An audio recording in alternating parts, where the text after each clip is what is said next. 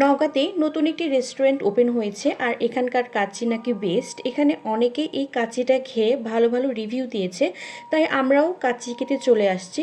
তো দেখা যাক আমাদের কাছে এই কাচ্চিটা কেমন লাগে, প্রাইস কত ছিল, লোকেশানটা কোথায়, সব কিছুই আজকের ভিডিওতে বলে দেব। তো যাওয়ার পর আমরা মেনু কার্ড দেখছিলাম, তারপর আমরা কাচ্চিটা অর্ডার করি। এখানে আপনারা বাংলা খাবারের পাশাপাশি কিন্তু চাইনিজ খাবারও পেয়ে যাবেন।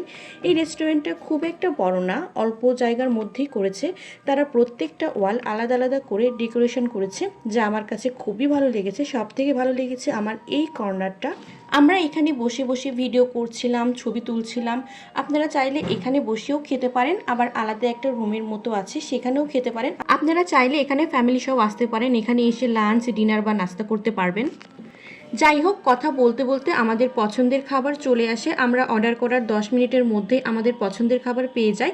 এই কাচ্চির সাথে যে মাংসটা ছিল, এটা আমার কাছে তুলনামূলক ছোট মনে হয়েছে, আর একটু বড় হলেও পারতো। আর আলুর সাইজটা বেশ ভালোই ছিল, আর সাথে ছিল একটা ডিম। এখানে যে আলুটা ছিল এটা খুব সুন্দরভাবে সেদ্ধ হয়েছে, আর হাতে দেওয়ার সাথে সাথেই মিলিয়ে যাচ্ছিল। আর মাংসটাও অনেক সফট ছিল। আমার কাছে এটার টেস্ট মোটামুটি ভালোই লেগেছে। আমাকে যদি কেউ মার্কিং করতে বলে তাহলে আমি এখানে 10-এর মধ্যে 7 দেব। যাই হোক, আমি হাফ প্লেট অর্ডার করেছিলাম, যার প্রাইস ছিল 220 টাকা। আর আমি এর সাথে 7 আপ অর্ডার করেছিলাম। আমার বোরহানি খেতে একদমই ভালো লাগে না, এখানে কিন্তু আপনারা বোরহানিও পেয়ে যাবেন। এখন আপনাদের লোকেশনটা বলবো। এটা ছিল জিএফসি রেস্টুরেন্ট, নওগাঁ রিয়েলমি শোরুমের 2য় তলায়।